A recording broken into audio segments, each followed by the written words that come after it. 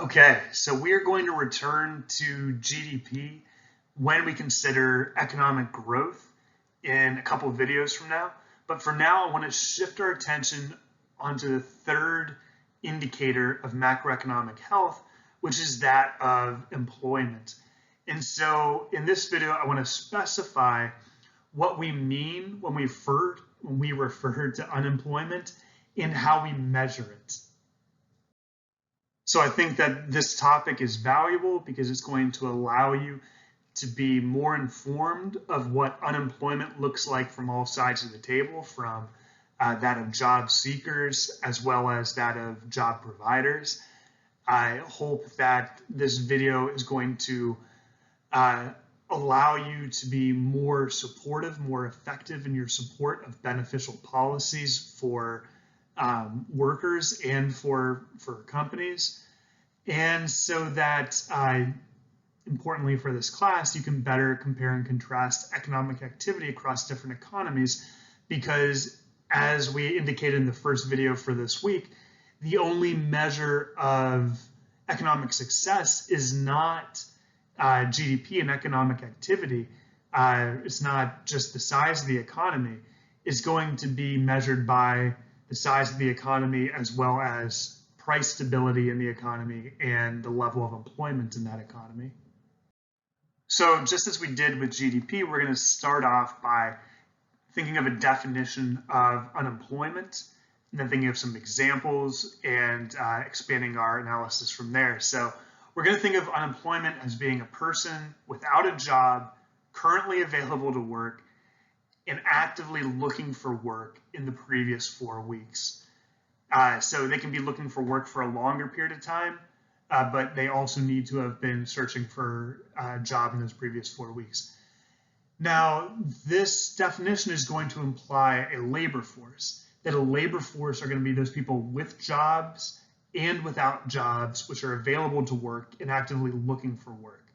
Now, there are clearly going to be people, they're going to be potential workers, which fall outside of the labor force and are thereby not considered as part of the official unemployment statistics.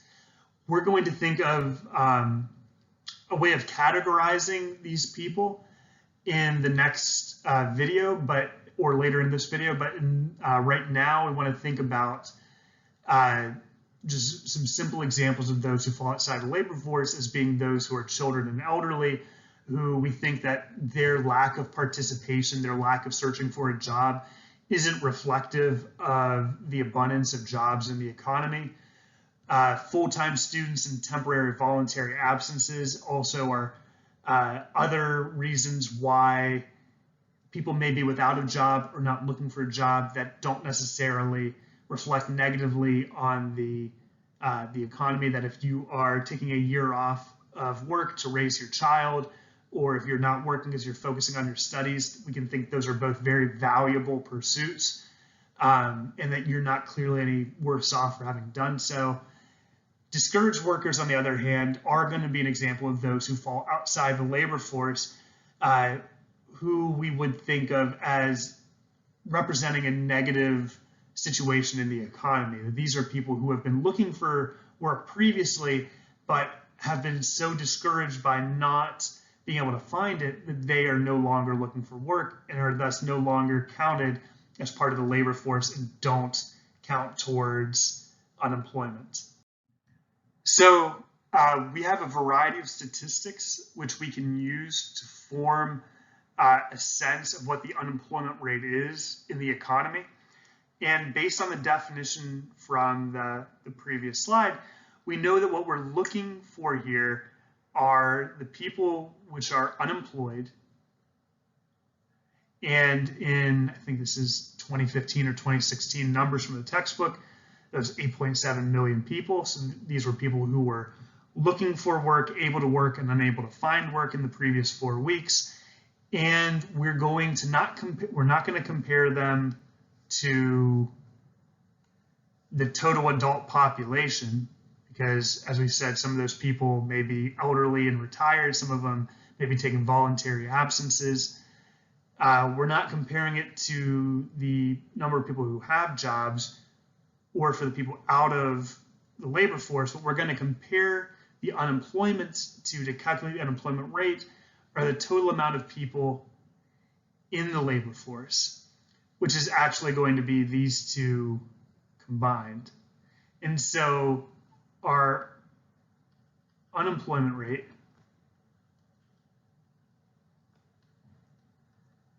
is going to equal 8.7 million out of 157 million, which you'll note we would get if we would add these two together.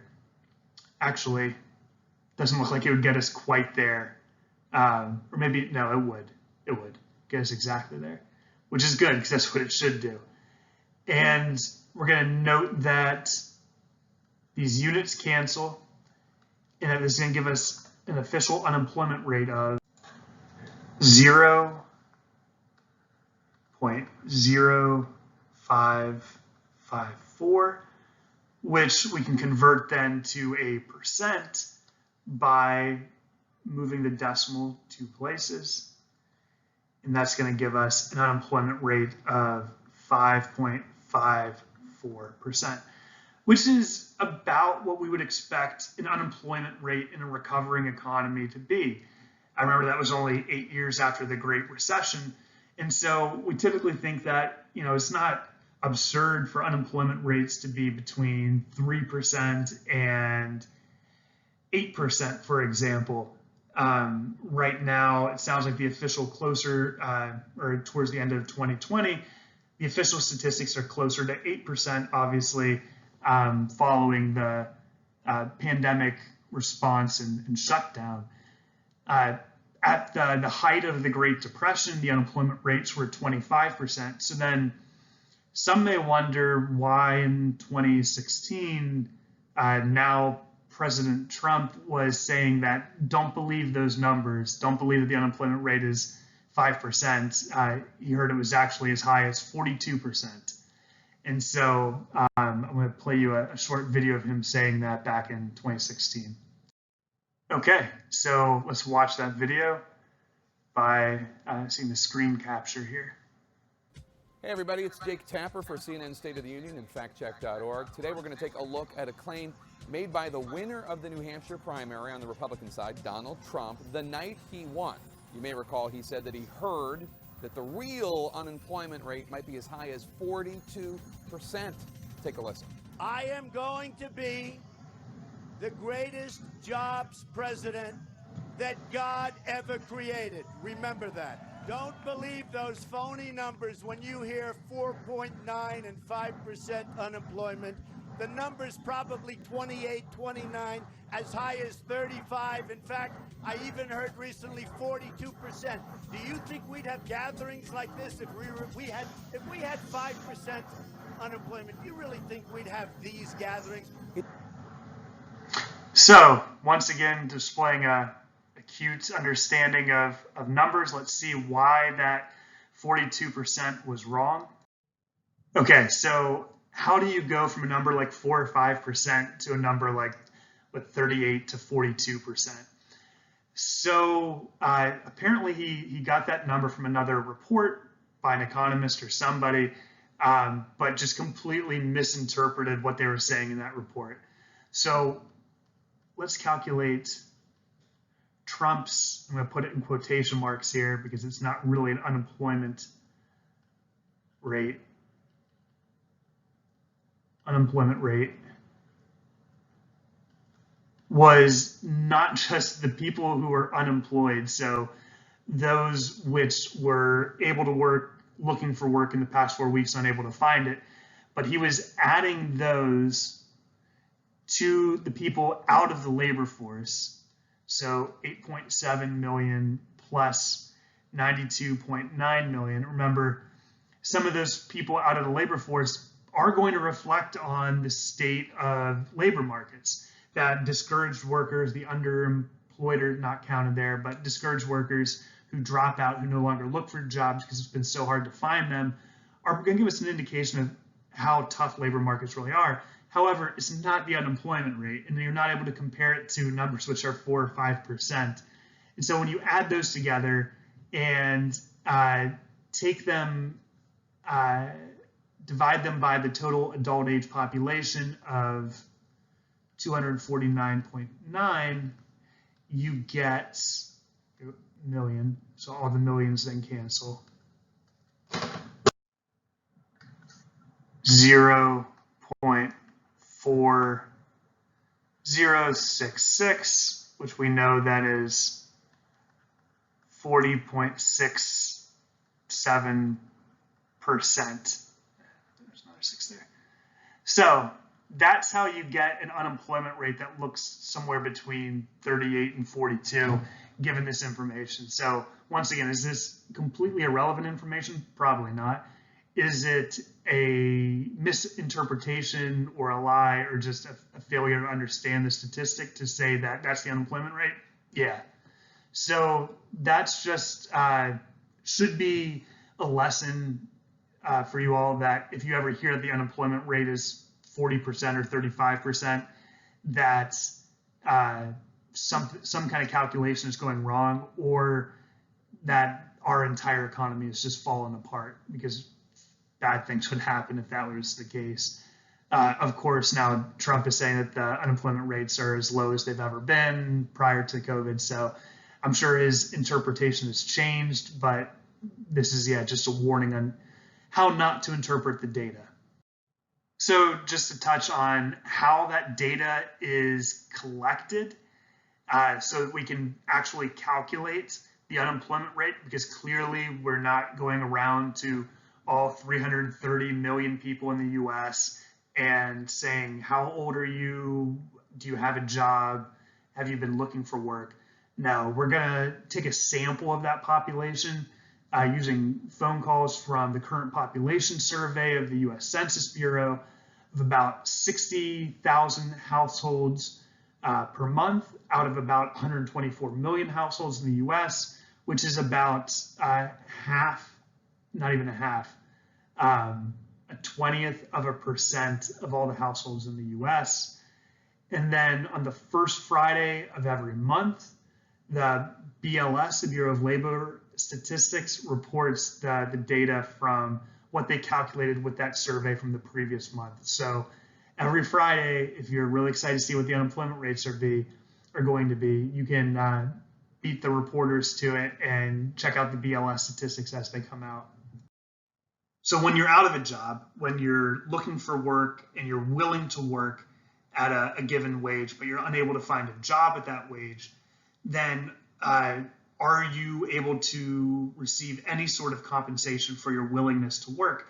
And the answer is going to be yes, with some caveats. So you can collect unemployment payments from unemployment insurance, which is going to be a tax which is levied on employers. And so there's going to be a federal minimum tax placed on employers for the first $7,000 paid in wages to each employee.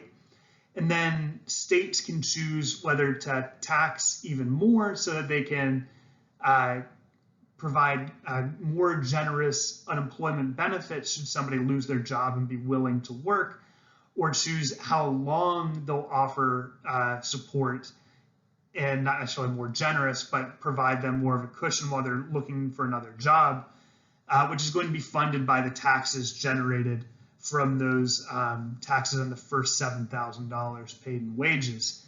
And so ultimately, this works out to create average benefits of about 1/3 of the previous job's wages. So if you were working a job that earned $24,000 a year, it's $2,000 a month, then for a given month that you're unemployed and you're looking for work, you may receive unemployment benefits of 1/3 of that, so about $700 for that month, which is going to be pretty hard to make ends meet for most families.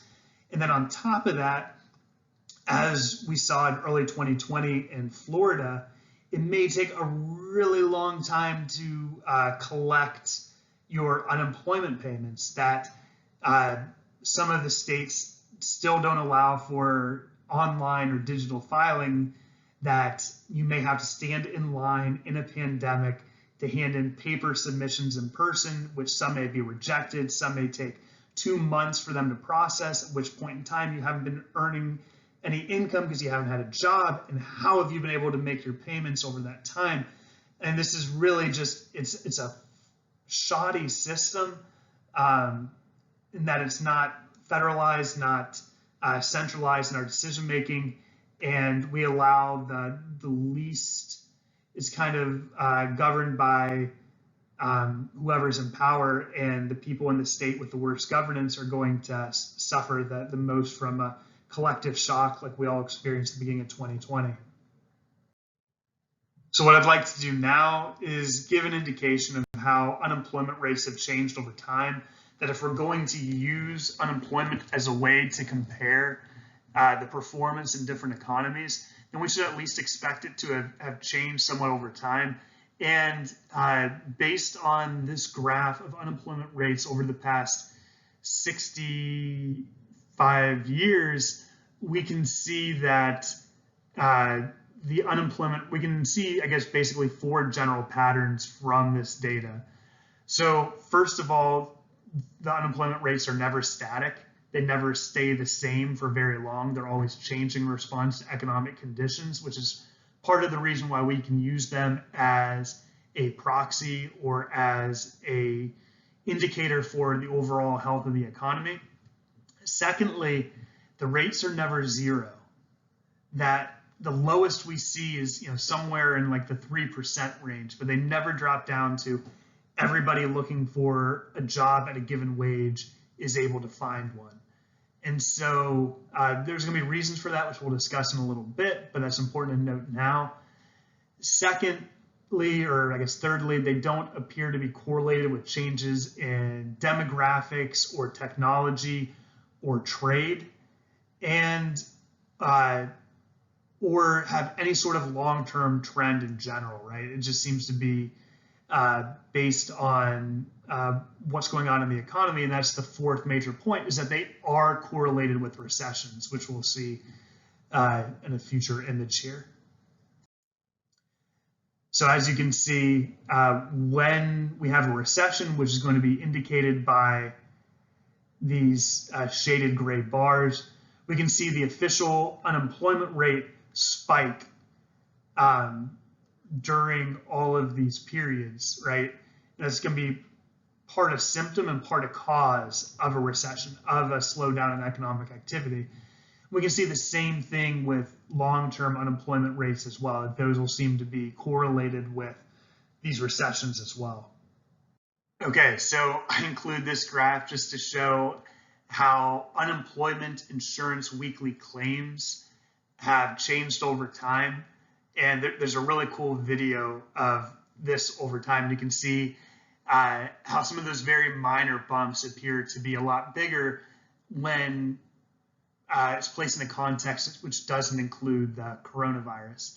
And so this vertical axis here is not the unemployment rate. As you'll notice, it's in millions. This is going to be the number of unemployment insurance claims. And so in part, this is going to be biased by population, but in general, we can see over the past 12, 14 years that during the recession in 2008, the number of claims on a weekly basis climbed. However, this is nothing in comparison to what happened in March and April of 2020, when we saw the number of new claims just explode. That never in recent history had it been over 1 million per week. And then we had, more than 5 weeks in a row where it was above 3 million. So I think that places in context how intense, how severe the economic conditions were at the beginning of 2020. And while we're clearly not out of the woods, we're so far out of the woods, it's not funny at the end of 2020. It's not looking as bad as it could have been or as we thought it was going to look in the spring of 2020. So as we discussed when we first looked at unemployment rates over time, so they don't appear to be correlated with changes in demographics, but it doesn't mean that there aren't patterns visible across demographics. So when it comes to differences in unemployment by male and female, they really seem to be about the same. Every once in a while, there's going to be a bit of a change. Back in the 70s, it looked like female unemployment rates were higher than male. Now, maybe more male unemployment rates are higher than female, but it doesn't seem to be a long-term trend. That when we think as age increases, unemployment rates generally decrease, which makes sense, right? You get into the prime of your career and you're not looking for new jobs as much. You're also probably more valuable to your company. You're not being let go. When you're younger, you're more of a disposable worker. Your company has less of their resources invested in your training, so you're easier to fire. But that by the time you get into even that age 25 to 54 demographic, you're more an established part of a company, and your unemployment rates are going to be lower. Now, where we really notice differences in unemployment rates by demographics is across racial groups, right? And so this is definitely a part of political commentary, as well as just an unfortunate feature of our capitalist economic system in the US, and a legacy of enduring historical prejudice, that there are these differences in unemployment rates by race, which over, I guess this graph is just over a 10-year period between January of 2007 and January of 2016. But if we look even further back, we'd see these patterns being repeated over a much longer period of time, where the highest unemployment rates are those suffered or experienced by Black or African Americans, that Hispanic or Latino unemployment rates are in between those experienced by Black and African Americans and those experienced by white Americans, and that Asian Americans have unemployment rates which are lower than those experienced by white Americans. And so you may look at this graph and an observation may be, why is the unemployment rate for white Americans going to be more stable? Why is it going to be less jagged, less bumpy than it appears to be for these other demographic groups? It's because over this period of time, we've still been a majority white country that by demographics, I'm not sure what the percent is off the top of my head, but it's more than 60% of the country is white for the vast majority of this period. And so that data is smoothed out by having more data points from which to draw an average, whereas small changes in smaller demographics, when compared to a larger demographic, are going to appear to be more wavy. So that's not really doesn't feature into our economic analysis here. That's more of just a statistical side note. As you will see plenty of graphs across your 4 years here at K, and maybe wondering why some appear to be more stable and some appear to be less stable. Now, this term has officially entered our common economic and political lexicon after the first just mess of a debate of the 2020 general election cycle, which was the K-shaped recovery.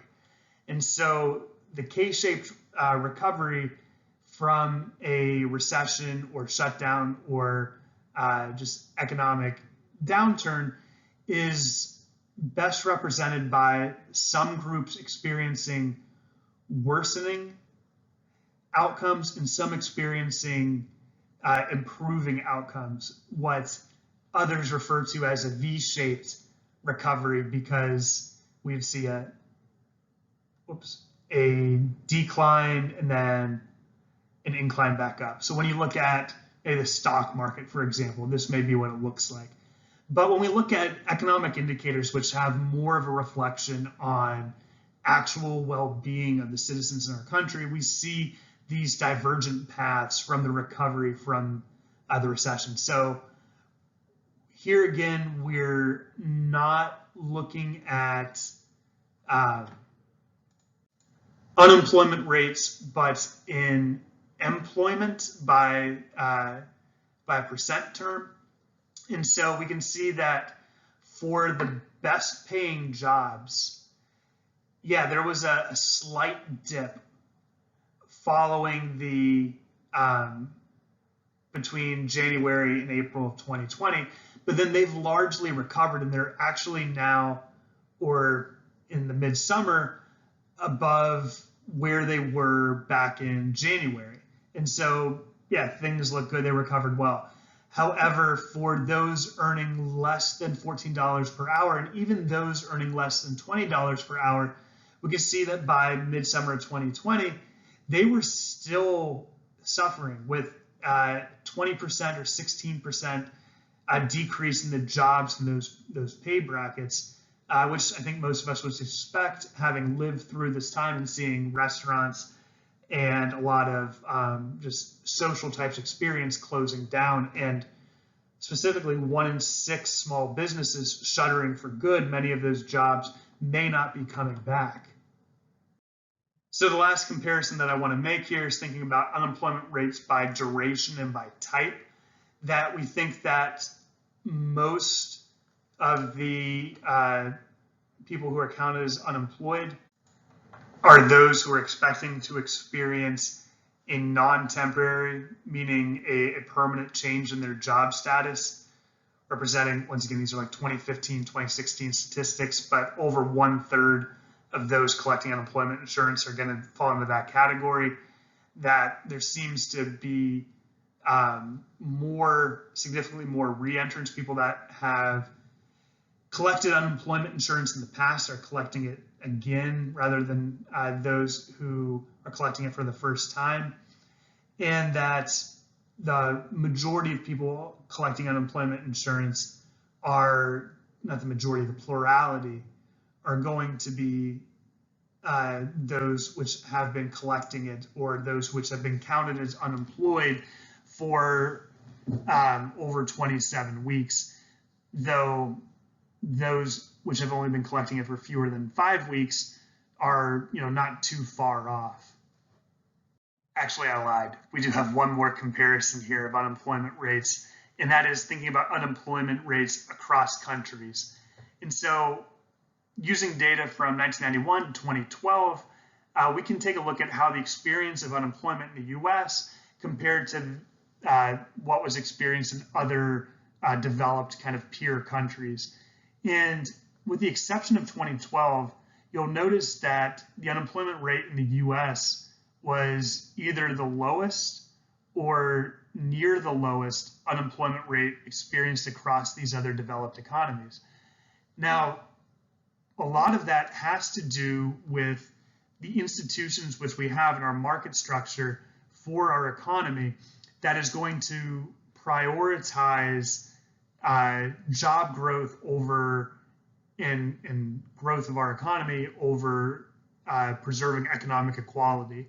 And so you'll notice that our wages have not kept up with purchasing power in our country, that adjusted for inflation, the minimum wage today is just a fraction of what it would have been decades ago. And that these other countries have made much more of a commitment to preserve economic equality and protect those working low-paying jobs. And that's part of the reason why they have higher levels of unemployment, right? We know from our just basic neoclassical discussion of labor markets that when we place a minimum wage above equilibrium wage, being an effective price floor, that we're going to create some unemployment. And so naturally, if we have some price interventions here, we are going to be creating unemployment to preserve some economic equality. So this table, I think, is reflective of those choices that the US makes and other peer countries make. But now that we've considered how unemployment rates have changed over time, we can think about what some of the causes of unemployment may be, as well as ways of categorizing different types of unemployment.